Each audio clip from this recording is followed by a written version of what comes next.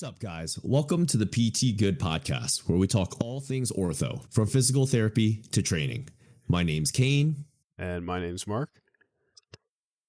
So, Mark, what is on the agenda for today? All right, Kane. As usual, we got some good stuff to talk about today. So today we're going to be talking about tendinopathy. We're going to have some more episodes on this. This is going to be our first episode in this little mini series that we're doing. We just want to talk about tendinopathy generally. You know, we're not going to go into all the nitty gritty scientific definitions of anything like that. We're just going to talk about it more from a clinical standpoint, how we assess it, how we identify it, how we treat it, and some maybe common pitfalls we see in standard practice of physical therapy when it comes to treating tendinopathy. So, Kane, are there any things that stand out to you? You're evaluating a patient, they're coming in with you with some kind of pain. Any things that stick out to you that would make you start to think that you may be dealing with a tendinopathy? Yeah, it's usually, there's a handful of things, right? Like maybe this is also one of those things that I feel like docs usually do a decent job of being able to identify and diagnose to an extent. I think that there are plenty of times where like I get that diagnosis and I'm like, bro, this is a ridic. It's because it's so localized. The person just points, it hurts here. Yeah. Oh, that's their tendon. There it is. Easy. Exactly.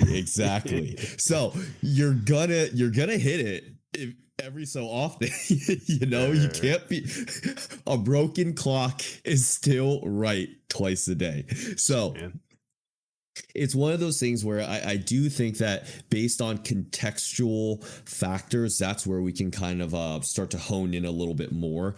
If a patient starts to tell me like, oh, my pain is right here, it's on a tendon, I'm usually starting to think, okay, is it truly a tendinopathy or is it ridic, right?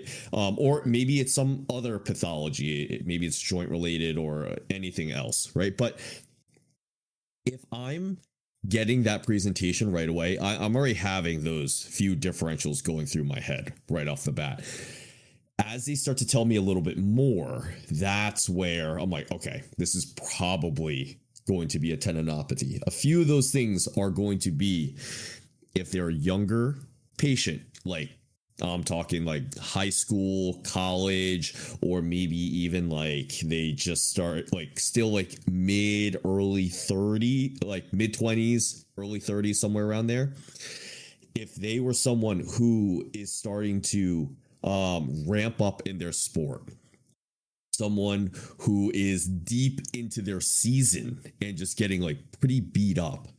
These are a couple of things that I'm like, okay, maybe it's more likely to be a tendinopathy. For the older people, it could be like a weekend warrior, or it could be someone who was more active and then started to do nothing. And they're like, man, I should really get back in shape again. And then they pretty much just resume a lot of the stuff that they were doing previously.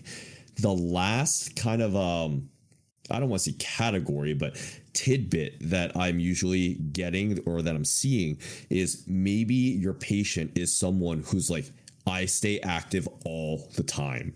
I cannot stop. Like, I have to be doing these things.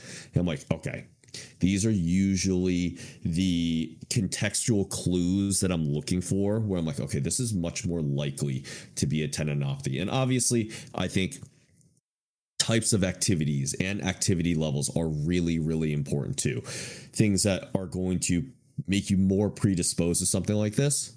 Obviously, jumping, hopping, any high levels of force like cutting, sprinting, these are all things that can contribute to this. So I'd say that those are like the majority of things that I'm like, they're going to tip me in favor of thinking that's more of a tendinopathy than something else.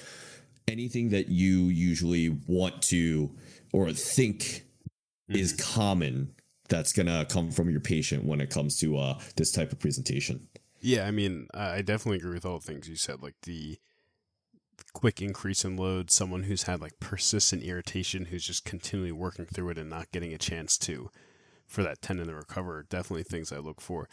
Something else I see that it maybe not as common is like a significant increase in training volume or intensity, I think you can see a response when you have a significant decrease as well. So maybe someone who's, let's say they're a college athlete, they graduate college or done their sport, and they just rapidly drop off, right? They go from high training intensity, high training volume. They're competing in whatever the sport that they're competing is in, and then they're just done, and they kind of fall out of training for a little bit, and then they kind of get this irritation. Like we know that tendons, similarly to not liking a significant increase in intensity or volume, they don't like the decrease at all. So it's really the change. So I think you can see that, and probably not as commonly, but it's kind of how people can get similar to where if someone has a big increase in load and they completely drop off, they would expect the pain to go away or at least settle down,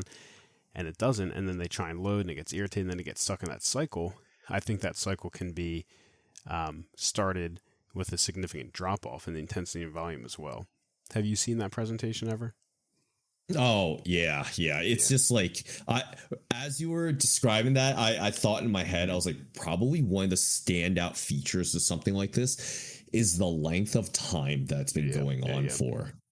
It is not something that someone's like, oh yeah, this just started happening. I just wanted to get it checked out just in case. It's usually been going on for several months.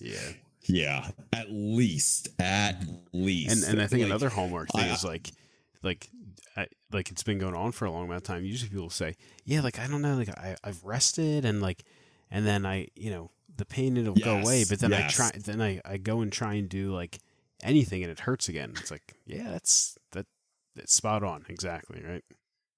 It feels better for a little, but it doesn't ever go away. It just gets worse. Yeah. And usually like people get stuck in a cycle because maybe they go and try the provocative movement and they notice that it still hurts. So then they back off again. And then the tendon's getting stuck in that cycle when we know treatment wise, they probably need to work through it a little bit, let that tendon warm up, adapt, see what happens afterwards, determine the correct amount of load that's necessary, and then blah, blah, blah, blah, blah, and keep going, rather than just completely back off, not have any kind of input or load through that tendon. And then once you go and try and do something again, it feels irritated, so you stop again, and then you see how the cycle starts. See, but on the flip side, there's the other kind of patient where there's like, oh yeah, but like no pain, no gain, right? Like you got to work into it, and they just push, and you're just like, how long has this been going on for? Years, and then you're like, what have you done for this? Well, I've just been doing the same thing. I'm exercising, going for you, man. That tendon's like, help, poor little tendon.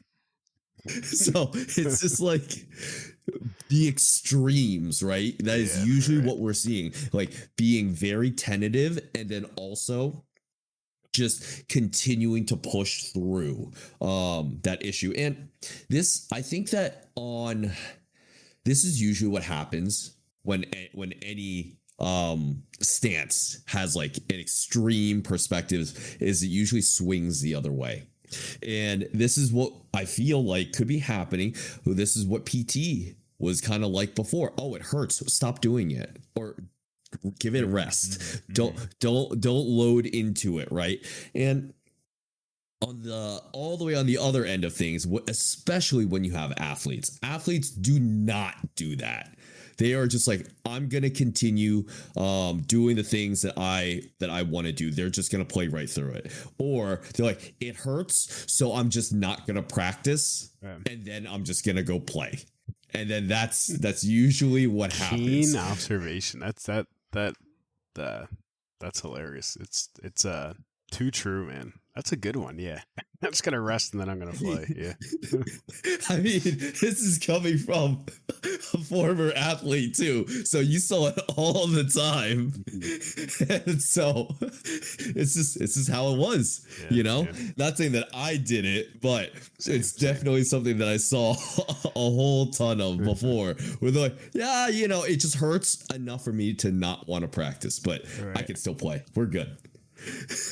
But I think that perspective, which is where like we've told people for so long that, oh, you should rest this, you shouldn't do anything, and then it doesn't get better, and then so people are just maybe got sick of this. And there's like, yeah, I'm just going to keep pushing through this. And like, we're gonna have to make it work. Right.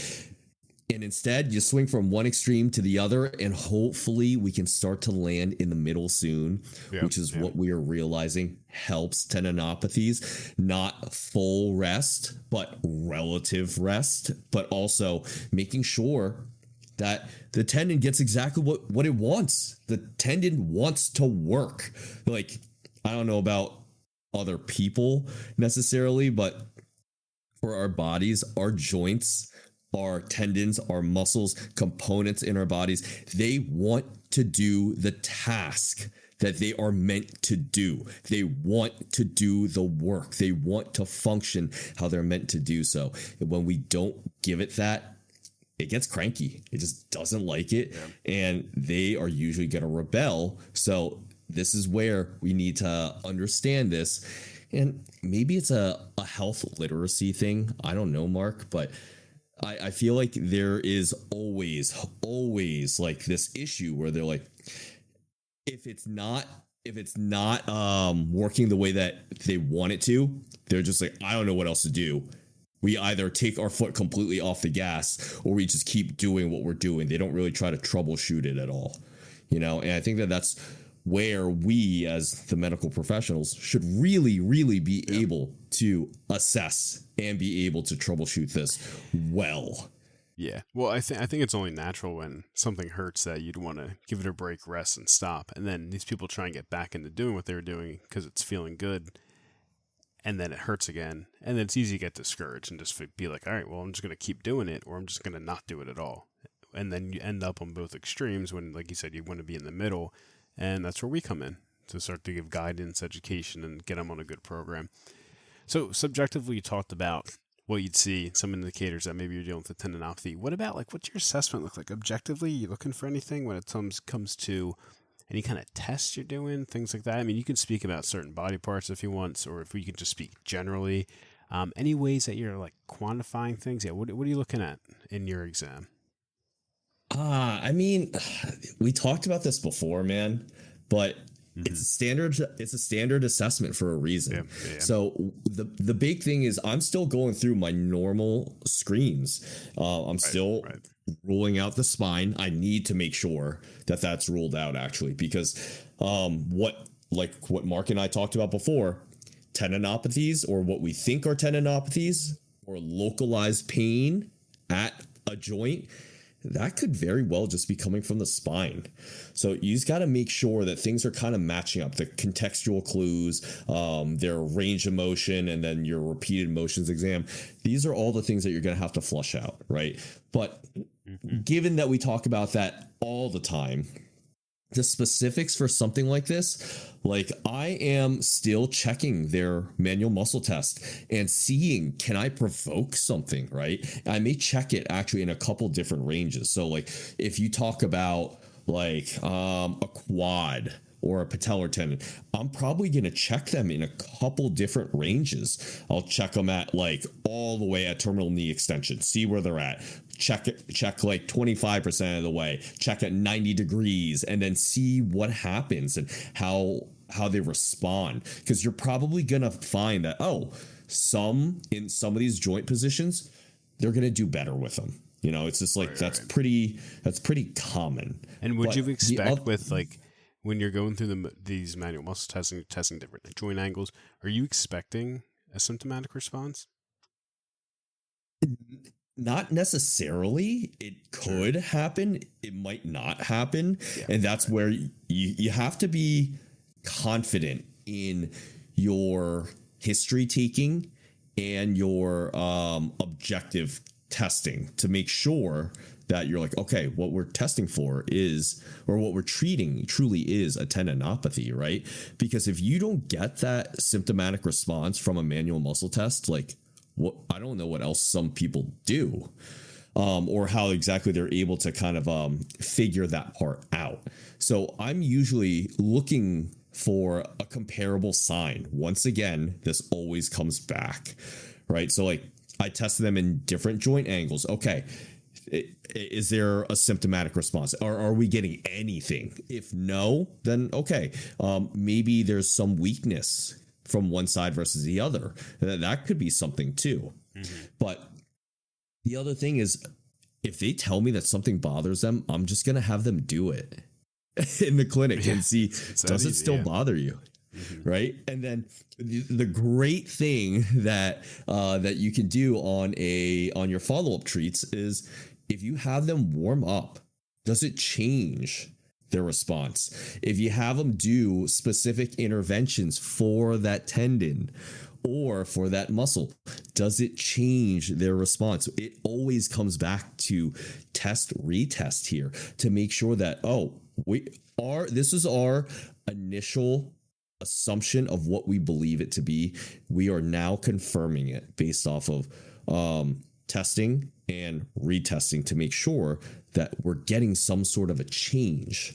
And I think that that's probably the big thing that I'm doing is I'll test them on a squat or a anterior step down. That is usually way more provocative for someone who has a quad or a patellar issue or a patellar tendon issue. So that is usually my go-to, because I'm like, if you're not having an issue with this and I give you, like, I don't know, an 8, 10, 12 inch step down, you're probably fine in regards to loading that. But yeah, maybe trying it for a couple of repetitions too, right? Going from like maybe 5 to 10 and see how they respond with that instead of just like 1 or 2. You got to make sure that you're testing it like to the capacity that tendon has. Yeah. Because if you don't do that, you won't know. Yeah, just like when we talked about on our radiculopathy series, like when you're testing for directional preference, it's not just a single movement. It may take multiple rounds of 10, 15, 20 reps to determine if there's structural preference or not. Similarly to how tendons respond, like Kane said, does it warm up? If you keep moving, if you keep loading it appropriately, do your symptoms change, right? If they continuously worsen, you either know maybe it's different soft tissue, maybe the tendon's just really irritated, or maybe it's like a joint-related issue. If it's something that stays the same, okay, maybe the load's not sufficient. If it's something that improves, okay, you have the right amount of load, and you can at least hypothesize that it's a tendon issue, right? If it was like a different soft tissue, say muscle tear, it's probably going to get worse, right? We talked about joint. If you're continuing poking into an irritated joint at a certain angle, maybe it warms up, but maybe it's most likely just going to continually get worse. But tendon, like we know, if we load it appropriately, we can notice just within session changes in that it warms up and the symptoms improve. Now, what happens a couple hours later or the next day is information that we need to further dictate the management. But we can see this within session changes with appropriate loading of a tendon when it comes to tendinopathy related pain. Yeah, and I think that is something that it's like when you get the appropriate symptomatic response, that is kind of your green light that you're moving in the right direction, that you are correct. You get confirmation. That's awesome. I think that a majority of people usually have that type of response from what I'm seeing. It's very few and far between that I notice patients that have a highly reactive tendinopathy. I just don't see it very often where it's like you load it and they just don't have any change, like nothing, and you are just going based off of your own clinical decision making with no confirmation. And this is like one of those things that Mark and I have talked about, and this is something that happens in PT is sometimes you just have to wait the standard 6 to 8 weeks to figure out whether or not you were right or wrong. And it sucks because that's a lot of time that is wasted just based off of like, maybe you missed something, right? Or maybe there's no way that you could have known.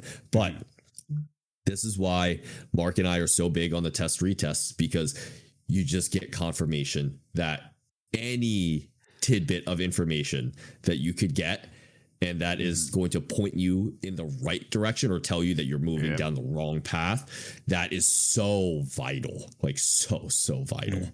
Yeah, and sometimes I can't say that time component's necessary. I mean, we want to be upfront with the individual in front of us. We want to relay our findings to them, make it make sense for them, and then so that we can come together, get a good plan. Usually people are pretty receptive to that, right? And it's not like they're going to be coming in like very frequently. If they're on the right plan, you're going to see them maybe just like a couple visits over that amount of time. But in certain cases, especially like if it's a real chronic issue, the person's usually on board as long as they're understanding where your head's at and why you think it can benefit them.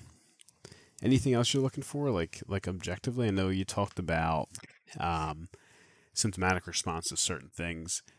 Um, like, how about are you testing any other structures to make sure you are dealing with the tendon issue versus like just looking at like a load Oh, response? sure. Okay, I think like one of the other things that I definitely will look at is exhausting the joint first. Like we talked about, Yeah. how quick and easy using a repeated motions exam can be for assessing a joint. It's just like quick and dirty. Go through the most common directional preferences that you can have. See if there's any change. Yes, no, and then move on. Right. If it's yes, you're exhausting it. If it's a no, you've already exhausted it and you got your answer. Right. Like you have to kind of tease that out a little bit more. So one of the things that you can do, especially for like a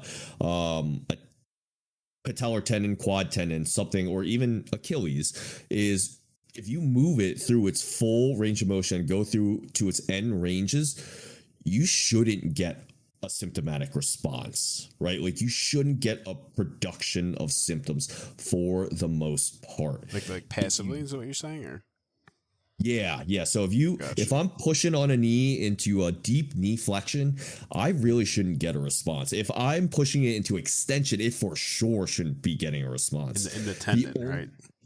yes. Yeah, for sure. The only caveat that I would say is if it is a fairly reactive tendon and it just gets annoyed that you're stretching it at that point, right? Because if you force someone into a end range knee flexion, yeah, you're gonna stretch the quad tendon and the patellar tendon. So it might get something, but usually the patient is gonna point right to that spot. They're like, nope, it just hurts right in the tendon. It's not anywhere else. It's not my knee. It's like right there. And so that localized response is usually a pretty big indicator for me to know that I'm looking at an actual tendon issue. I've already ruled out the joint because of that. Right. Yeah, What and I about mean, what about for you? yeah, I mean, I do it similarly. Like I'm gonna bring up a bit of a foreign concept here, but when I'm testing joint, and I know Kane does similarly, but I'm looking for an extremity derangement too. Like we talked about, referred pain from the spine. We're looking for derangements there. We can test repeated movements in the extremity joints as well, just to see, and we use test retest just to see, hey, is something going on here?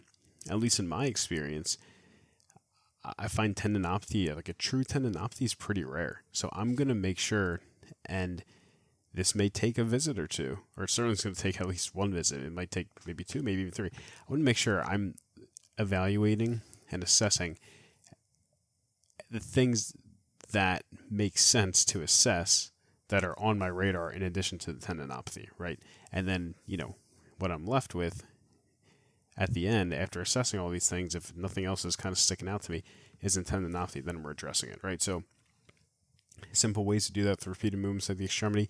Like Kane said, passive range of motion is an easy way to rule in the joint, right? So if we're looking at something and we move that joint passively and they have a reproduction of those localized symptoms at a restricted end range, especially in a direction like Kane said, knee extension, if you think it's like a quad or patellar tendinopathy and you do a passive knee extension and they reproduce their symptoms, I mean, there's no load through that tendon. There's no compression. It's not being like stretched or anything. I mean, I don't see how it could be a tendinopathy in that case. So using these simple, reliable, reproducible movements are good ways just to tease out, okay, what's going on? Could it be the tendon? Is it more joint related? Is it a different soft tissue type thing going on? Yeah, for sure. All right. So we talked a whole lot about how to make sure that what we're treating is truly a tendinopathy, right? And so what do you typically see that goes into the standard assessment or treatment of a tendinopathy? I don't usually hear a whole lot about the assessment or the objective portions from other clinicians that I've seen. It's usually just like what I've seen or heard taught in PT programs and etc. Like the contextual factors that we talked about, but they don't usually describe some of the other, like exhausting the joint to make sure that what you're treating is truly a tendinopathy, or some people don't even talk about treating the spine to make sure that it is truly a tendinopathy. But what have you come across, Mark, that that's kind of like the standard practice and how we can kind of look to improve on that? Standard practice in regards to assessment or treatment, or both of them? Both, yeah. Man. Well, I'll tell you what, in terms of assessment, I think it's just based on pain location and chronicity, right? If they're pointing at the tendon and it's more than 6 weeks, at least what I've seen is that people are saying, oh yeah, that's tendinopathy, right? And they're just kind of, the term at this point is, I don't want to say it's an umbrella term, but it's thrown out there. It's used in commonplace, and I think there's some cases where it's used incorrectly, where it's actually just like let's just say tendinitis, right? Where it's like, it's just acutely irritated and needs some time to settle down. But yeah, any kind of subacute or chronic pain in or around the tendon is referred to as tendinopathy. And I don't see much of an assessment past that, except reproduction of the person's symptoms with the subjectively reported provocative movement, right? So, but like you were saying in the beginning, like you can retest. Hey, step down. Do it like 15, 20 times. What happens as you keep going? Stay the same? Does it change? I don't see that done, right? I don't see people trying to identify the correct amount of load that's necessary to cause like a change in symptoms. So whether that's an increase or decrease, it's relevant information that, our load's on a sliding scale. It's easily adjusted. We need to find what the correct starting point is for that tendon. Maybe it's isometrics at like a low joint angle, right? Maybe it's something real easy. Maybe it's that tendon's hot, it's irritated. We need to start with something simple, right? But I don't see that much thought put into the assessment because, and at least in my experience, the treatment has already been decided. And typically the standard treatment I see is eccentric exercise, which from an evidence standpoint, it's good. Yeah, it's fine. But we need to make sure that it's appropriate for that patient at that time, right? So, like I see Achilles, I see a lot of like 2-to-1 or heel drop. The Alfredson protocol, right? It's like you're doing 150 heel drops. It's like, guys, I don't know. It's not like haven't we moved past that at this point? Like I said, maybe it's not bad, but I think for an Achilles tendinopathy, and we'll talk about this in a future episode, but there's a little bit more that goes into it than we know at this point. It's not just about, hey, you got pain on your tendon here, you're gonna drop your heel off the step 150 times a day, and hopefully it works. Like, I think we're better than that. The person could just Google that and figure that out if they really just wanted to try some random treatment. So I think the lack of assessment stems from the provider having already made their decision in regards to the treatment. It's going to be some form of eccentric exercise. So what's the point in doing an assessment to find appropriate load when like I said, the decision has already been made in terms of what the treatment will be? And I'll reiterate this again. There's absolutely nothing wrong with eccentric exercise. Similarly to any other kind of intervention, no movement is inherently incorrect, but it has to be matched to the presentation of the patient and where they're at in regards to symptomatic response and what the goals are trying to achieve. If you're not meeting any of those standards and you're just applying an intervention without any kind of context, that's not what physical therapy should be. What a clinical pearl you just dropped. An absolute nuke right there. Jeez. All right. Man, I've been saving that all day, man. I'm excited. Man, that was great. So to summarize that, I think like that has so many layers to it, to what you just said. Do not assume what your patient is going to respond to, right? Like, Right. I think one of the things that we even talk about is, and I think it's being taught more now in different programs, which is not to rule in what you think is going on, but to try to disprove what you think is correct. Because if you aren't able to do that, it's probably that your clinical decision making was correct in the first place, right? The second thing is what Mark was saying when in regards to the Alfredson protocol is that eccentrics aren't wrong. It's what he typically sees in standard practice. But what we can do as PTs is we can become way more specific. We can really hone in on the exact type of interventions we want to deliver, as well as the volume we want to deliver to our patients, right? Like, this is essentially our form of medication. Is we want the patient to do the specific things. So we need to give them specific instructions for them, not for everyone across the board, right? So when you're approaching something with a cookie cutter recipe, not everyone's going to fit into that mold. And I think that is exactly why we're running into a lot of these issues with the so-called standard cares, because we're applying the standard care model to everyone across the board. And sorry, but not everyone who has a tendinopathy has the same exact type of presentation. Not everyone's a high school athlete. Not everyone's a weekend warrior. And not everyone is someone who just wants to, I don't know, maybe try being active for the first time in their life. Yeah. Right. Right. So all of these people need very, very different types of interventions and approaches. Like, Mark and I have talked previously, which is like the utilization of plyometrics for improving tendon health.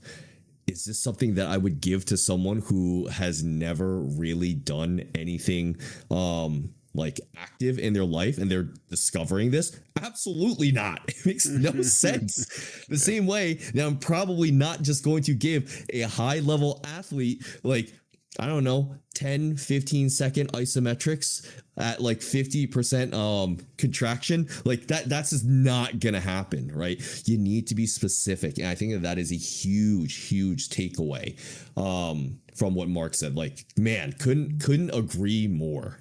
So, Mark, and I think like you said about how the intervention has to be specific, the dosage, it's not a set cookie cutter approach, right? So I think that maybe not that it makes people uncomfortable, but it's not just like your standard like knee pain, low back pain, shoulder pain, where it's just like, oh yeah, you just do, you do these exercises and it loosens up, and then over time, it has a favorable natural history and it just kind of gets better with general movement, right? These tendons, you need to understand the person's presentation, understand when we're looking longer down the road, understand the demands of the task they're performing, and then you need to be able to bridge that gap and get them on a really specific plan, especially initially, just to be able to gauge their symptomatic response and make sure they're starting off the right way. Like, that's where people get into these issues. They don't know where to start, right? And they keep getting in that cycle.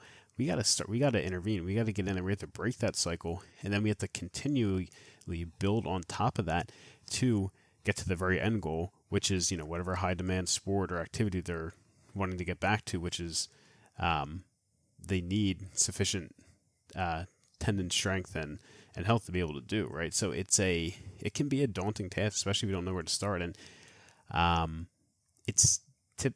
there's not like a standard approach. You can't just do regular type exercise for it. You have to understand the right amount of load that's necessary for that individual. So I think that can make it a little bit difficult for people to know where to start.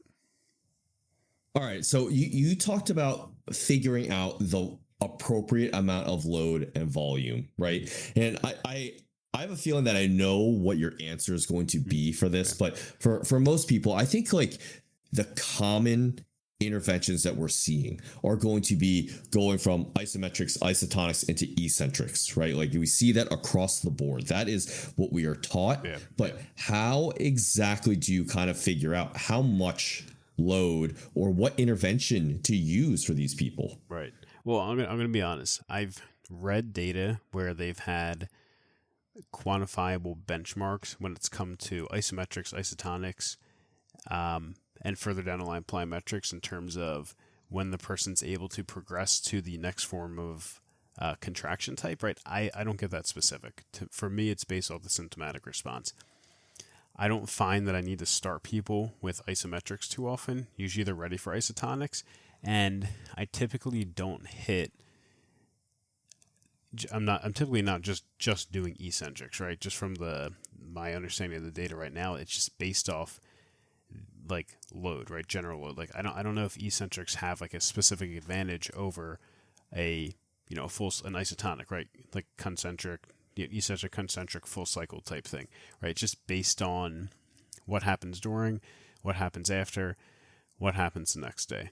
So the way I find the right amount of load is that if their symptoms are produced and they're no worse afterwards, or they're produced and they continue to get better, that's the right amount of load. And I'll have them continue that kind of loading for maybe every other day. It gets very variable at this point, which is where you need to be consistently checking in with your patient, knowing it happens. If they have a good response on that day, but they're worse the next day, and then they're worse the next time they have to start doing that exercise, that might be a little bit too much. So we need to know where they're at. If it's a very chronic thing, like let's say like a couple years, and we know it's stable and it just stayed like that, I may be a little bit more likely to push it, give them like a longer range that they can be sore. But on the other hand, if it's like a very early thing, maybe it's only been going on for 8 weeks, I wouldn't be more strict with that person. I don't want them to get to the point where it becomes chronic or more chronic and they're consistently sore, and then we have to restart and we have to regress and then kind of start back over. So just to summarize is that it's well based on symptomatic response. Symptoms shouldn't get worse within the session as they move. If anything, they stay the same or hopefully get better, and then we're tracking that response over time. We're making sure they can tolerate the right amount of volume, the right amount of intensity, and then we are gradually increasing that over time. I'm sure you could quantify it better, for different things. Like you got to do this amount of heel raises, or you have to hold isometric for this amount of time. I mean, maybe it's just the population I'm seeing. I don't find I have to be that specific, but there's a high level of specificity to it in terms of tracking their intensity and volume. But I don't use certain benchmarks. Kane, what do you do? So I definitely agree with Mark. One of the biggest things that I use is the symptomatic response, just like what he said. I think the biggest difference is how I still utilize the isometrics, isotonics, and eccentrics, but not in the way I think that a lot of people typically do. So isometrics are typically for symptom modulation, right? It's just to give it some load with no movement to make sure that the tendon gets like some sort of input. I think that's great, right? But I actually continue to use all three virtually throughout the entire episode of care. So as someone progresses, like I may use isometrics to symptom modulate or modulate symptoms, and then I may progress them to isotonics if there's nothing going on. Like if they have very low levels of irritability, yeah, I'll push them to that faster. They still have low levels of irritability, I'll push them to eccentrics faster, right? I'm still going to use all of them. I'm not just like progressing to one thing and then dumping the last thing and be like, okay, we're not using this anymore. As people start to get better, the reactivity of their tendon drops down, right? I would expect them to be a lot more stable.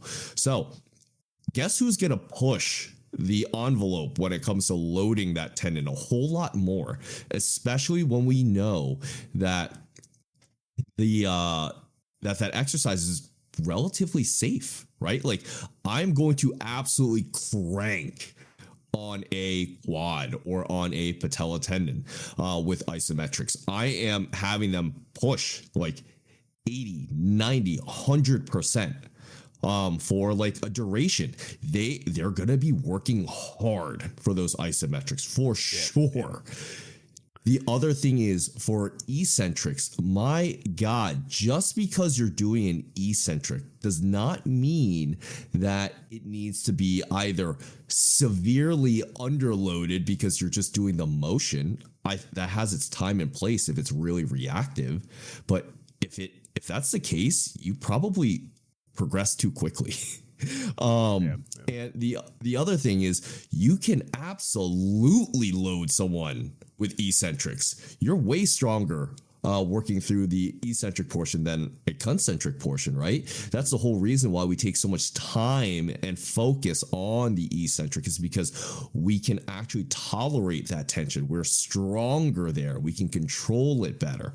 So I think that eccentrics definitely do have like their time and place, because that's like one of the few times where you're getting dedicated, like prolonged periods of time of tension that exceeds what you can do isotonically. That, I mean, and you can't really be the case. Yeah, and you can't really avoid it, right? It's not like a concentric where you can like, cut the range. I mean, I guess you could in an eccentric, right? But like that lowering portion, I mean, it's you're gonna transmit the force through that through the muscle to the tendon. Yeah, for sure, for sure. How about like you talk about isometrics? Like I've seen, just from a research standpoint, like using multiple sets of 45-second holds, and you said you go, maybe you're not working as long, and you said, so you still and you use it throughout the length of their rehab, so you're continually progressing. Like you said, you talk about symptom modulation, but for you, the purpose of the isometric doesn't stop at symptom modulation. No, not like, definitely not, right? Like 45 seconds, I think is going to be super long. If I'm working with a higher level athlete, they're usually pushing anywhere from 10 seconds to 30 tops. 30, they are dying. Like they are not making it for the most part. Yeah. So it's just one of those things, which is like the intensity of it, right? Like you need to know how much you can push on that tendon. And what you're essentially trying to do is you're kind of trying to bulletproof it for the level of activities that these guys have to return to. So if their sport requires them to do a whole lot of like plyometric loading, I need to make sure that I can withstand that. Right? Like if they're able to crank like full go on their tendon on like an isolated leg extension or on a squat into like pins, right? Like you're gonna do a pretty good job. Like you're gonna be fine. And then that also tells me they're probably good enough to be able to load into their plyometrics now at this point. So I think that all these things are really, really good tools that you can utilize to progress your patients in ways that you might not have been able to do so previously, especially if you only view these interventions like kind of how they're listed. Just like how I said, isometrics are viewed primarily as symptom modulators. I don't use it as that, at least not all the time, right? These tools can be multi-purpose. And so utilizing them to the full extent, pushing their potential and what they can do for your patients, I think is so important, right? Yeah, and I think people think isometrics like, low level, low load, easy to do, which they can be in the beginning. I mean, same can be said for eccentric or concentric exercise, right? But like you said, I mean, you can really load them up and make them a difficult exercise. Absolutely. All right, so we actually talked about this term previously, and I've definitely utilized it without defining it, but the reactivity of a tendon and what it kind of means in regards to the symptom presentation, right?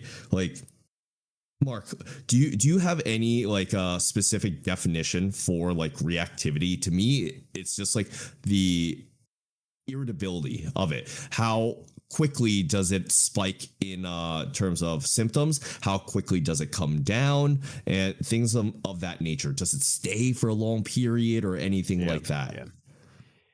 Yeah, to me, it's just kind of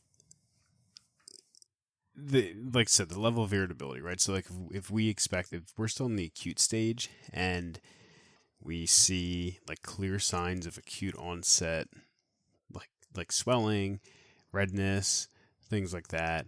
Then I'm thinking it is acutely. It's in the reactive phase, right? Now, if we start to work towards the other end of the spectrum, where it's more of like a chronic type thing that's only produced with sufficient amounts of load, then it's, maybe it can still be reactive, but it's less reactive, right? So I just think about the tendon's tolerance to load. And like I said, on the one end of the spectrum, we have more of a reactive type tendon where really easy levels of load, let's just think like Achilles, maybe even just walking starts to hurt it. But then maybe if we're on the other end, the person might need a hop for them to feel it, right? So yeah, I think irritability is a good way to put it. Now we've defined it loosely. So how does this work into your practice? The concept of reactivity. I mean, I think the big thing is like how they are responding, like how their symptoms are responding, right? You use that to dictate like, hey, how far can I push this? If I have someone who's pretty reactive, am I going to crank them on their isometrics? Probably not. Am I going to have them do any isotonic? Potentially. Absolutely. It just depends on the level of it, right? And then like you gauge your treatments based around this, right? This is what helps dictate like how far I can go with an intervention. And this is where what Mark and I are talking about in regards to tracking, knowing how intense something is, how much volume you've given to someone, what the loading is like, the frequency, the load management, etc. All these things, you are able to then see how reactive that tendon is. And if we pull any of these levers, what happens? Is it able to tolerate the additional load? Is it able to tolerate any progression? And it should, right? It should get to a point where it starts to be able to do that. But if it can't, that's usually when it's like, okay, we got to back off. We got to give it time. We need to make sure that we're listening and observing appropriately to make sure that we're able to get our patients to the point that they need to get to. Yeah, right. So like we talk about reactivity, but when we're looking at this tendon continuum, if you will, the first signs of irritation within a tendon is more of that, quote unquote reactive stage, which you were just saying, like we need to gauge a response. If we're in that reactive stage and right away someone comes in and we're, loading them up and doing this stuff, and we can expect it to get worse at that stage, the tendon's just irritated. We're not seeing the actual like cellular changes that are happening from like a degenerative type tendinopathy. We're just seeing tissue irritation, right? So you don't really need to do any kind of intervention there. Like when Kane was saying earlier, maybe you have that cookie cutter type approach and you're just thinking tendinopathy, okay, eccentric this, and it's too much load. Well, now you're going to actually send that person into those, disrepair? Yeah, that's the middle. Disrepair and degenerative type phases because you are overloading them without the proper recovery, right? So, yeah, reactivity, to me, it's just irritability, and as I said, these interventions are based on symptomatic response. We can't stress it enough how important it is to gauge a symptomatic response to load and then apply that load appropriately depending on that symptomatic response. All right. For sure. We are winding down here. Let's talk about some loose ends here. Other kind of things you see. I got to talk about this first, and I'm going to throw it back to you, man. Stretching. So we talked about. Oh my God! Talked about resistance type exercise for this. The stretching work its way, just wiggle its little head into your plan of care for tendinopathies? Not for tendinopathies. It just doesn't make sense, right, that you would stretch a tendon, because one of the things that you're trying to do is you're trying to manage load already. Stretching is already going to be some form of load to that tendon, right? Mm-hmm. The other thing is if you are eccentrically loading someone, you are stretching them under load. Right. It's just, why do you need to further stretch them? Yeah. Right? Like it just doesn't make a whole ton of sense to me, especially if it doesn't resolve their symptoms. If it did, that'd be awesome. Go ahead, go for it. But I am not seeing long-term relief due to stretching. I think that it's just something that has been done and is continuing to be done, even though there isn't a specific reason as to why. And to me, if you don't have good justification for something, maybe it's something that means that you probably can get rid of it, or at least start to move away from it to test. Because if you start to do less of it and you're like, oh, I'm not seeing a change in results, it's probably that it didn't do a whole lot in the first place, right? All right. So, Mark, what is your gripe with stretching?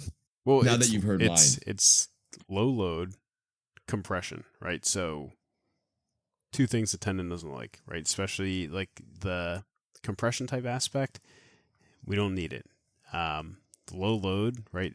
It's not enough to cause any kind of meaningful adaptation within the tendon. Like Kane said, like eccentric is stretch, but it's high load, or it's enough load to let the tissue adapt, right? Now, there's certain tendinopathies where maybe you would avoid eccentrics towards towards like end range joint movement, such as an like insertional Achilles tendinopathy, right? And then we can adapt based on that. But I mean, you wouldn't stretch that thing either, right? But yeah, any kind of I just don't see the stretching worth your time. It's not enough load to cause any adaptation. If anything, it can be harmful because of the compression with the stretch. So I don't think it's worth the time investment. It could potentially be harmful. So yeah, let's I don't think we got to stretch the tendons. All right, how about some other extra stuff, man? What about soft tissue, cross friction massage? I got a little bit of that in school. I mean, honestly, I see that kind of commonly in like standard care for these kind of things. You know, you just got to rub it really hard and maybe it'll, those, you'll break up the scar tissue and then the tendon will grow back. What do you think, man? Realign the fibers, man. Yeah. You got to use Okay. So this is where I have, so from what we've learned from the previous CPGs around this is we're not supposed to beat up on the tendon, right? Like this is why they're like, don't inject a tendinopathy, don't like do other things to, I guess, further compromise the integrity of that tendon because it's already degraded to an extent, which is why they have pain. So I don't do that in my own practice. I used to, for sure, because I was like, oh, it's going to bring more blood flow to the area. Well, guess what, dummy? Exercise is bringing blood flow to the area. Oh my God. When I thought about that, I was like, I am so dumb. Why did I think of that? But the big thing is when we have these discussions about these different soft tissue modalities. This applies for Graston, cupping, dry needling. Shockwave is the big one now for tendinopathies, right? Is I'm not using them early on. If I can manage them conservatively with like normal load management, then awesome. Like I absolutely will. I'm not going to go down that route if I don't have to. But if something is truly a tendinopathy, is not very reactive, and by that I mean it's unchanging, right? It could be very symptomatic and unchanging, or it could just be very stubborn and just like low levels of pain, but just you can't change it, right? This is where I would consider doing those things because you want to restart the inflammatory process and then you reload them again, the same exact thing. So that way their body can fully go through that inflammatory process instead of it being a chronic issue. And then hopefully that is enough for it to start to heal itself and let natural history take its place, right? But I think it's stuff like this that we have to be a little bit more careful of. And that's why to me it's the last resort, because if you're going to do interventions that beat up on the tendon that's already compromised, and then you need to load it again, that's going to increase the risk for a rupture or a tear or whatever, right? Like you want to make sure that you're doing the best practice and whatever is going to keep your patient safe. So this to me is just like jumping the gun to something that is just, for the most part, what I'm seeing is not really necessary. Yeah. Like something I've considered as well. I'm really, I can't point to any specific article or research on this, but like my thought process regarding any of these kind of modalities, like instrument assisted stuff or cupping, laser, needling, shockwave, was that it was used for symptomatic relief, and then it allowed the person to load more. But like we just said about like tendon health and, you know, spiking volume and intensity, stuff like that, if you do one of these modalities and they have enough symptomatic relief that they're able to do significantly more loading. And I don't have experience with this because I just really don't use any of these kind of modalities when it comes to tendinopathies. But what if the therapist is misguided, or they just like jump the volume up, and then the patient has a false sense of security because they have significantly less pain because of those modalities, but this tendon hasn't adapted. It hasn't been loaded sufficiently to be able to withstand a certain amount of load. And then you go and overload it because the person is less symptomatic, and then they come back and they're worse. Yeah, I mean, that's possible. I hadn't thought about that, yeah. but I always thought of it, like I said, symptomatic relief. But what if it helps so much that, like you said, it gave them a little bit of false sense of security, and then they go to Helps overload so much. Listen, it helped. Yeah, it helped. It did too good of a job. You know what? Listen, I'm you know what? I had a little bit of wiggle room with these things. Now I'm against it. In regards to tendinopathy, I'm done. That's it. None of this. We're not having any of it. Exercise only. So the other big issue that I have is the biggest recommendations for tendinopathy are eccentrics, right? Things that are really going to stress that tendon. Plyometrics are also going to do the same exact thing, right? And the thing with, let's just use shockwave for an example. Shockwave is the big thing that is used to treat stubborn types of diagnoses for tendinopathies or plantar fasciitis, things of that nature, right? When there is minimal, from what I've seen, very minimal research in regards to both the effectiveness as well as the dosage and parameters that you're supposed to be using for shockwave. And then on top of that, there is absolutely no research in regards to shockwave, and then including those types of treatments as well too. I don't know how they would do that per se, but Yeah. if we're already saying don't further compromise the tendon because of the risk of a rupture, now we're doing that and now continuing to load heavily on the tendon. How do we know that we're doing it safely? What are the chances that something bad happens, right? Like, how do we know how to dose our patients? Yeah. And how do we even know? Yeah, I mean, speaking about dosage, there's no set like standardized dosage for any of these modalities, right? So like, how do you? I mean, even then, there's another layer of unreliability on top of it when it comes to dosage. Yeah, like the one thing that I thought of, I was like, okay, so I take it that if I shockwave someone, then I have them do eccentrics within that day, probably a bad idea, right? And then I was like, but how long do I need to wait? Do I wait a day? Do I wait 2, 3, a week? Do you wait till their symptoms come back?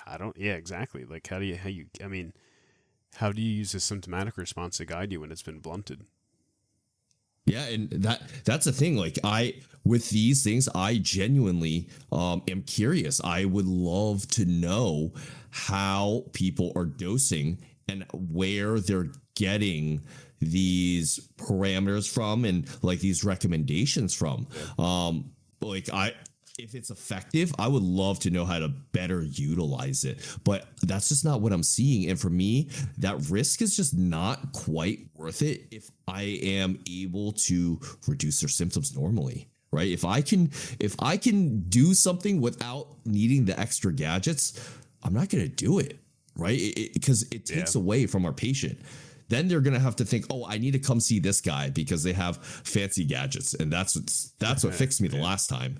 Right. Instead, like, hey, if we just appropriately progressed you or regressed you when we needed to, and then built you up from there, maybe you wouldn't have had this issue. But that is not a very glorifying or like very sexy cool, way to look at PT, right? You don't it's look just cool. like, oh, the patient doesn't get to post an Instagram video or a picture of the cupping marks on them or the needles in their muscles. It's just, listen, man, the optics aren't there. All right. That is so true, though. It's just like so many, and I will say this, having worked with plenty of athletes, is they just want things to be done to them. Yeah. They want to feel good. They want the newest gadget. They want to say that, oh, this is what fixed me. This is what helped me. You got to go see this guy because this is what they did. Right. It's very, very few and far between that I see athletes that are like, oh, I want to do this to help promote like their own autonomy or like getting them to understand like why this is like a problem. Right. Instead, it's the shiny new tools. So that is like one of the things that I am much more skeptical and hesitant to use, not just because I'm like, oh, what are these tools going to do? Like, I'm way better than these. That is not my rationale.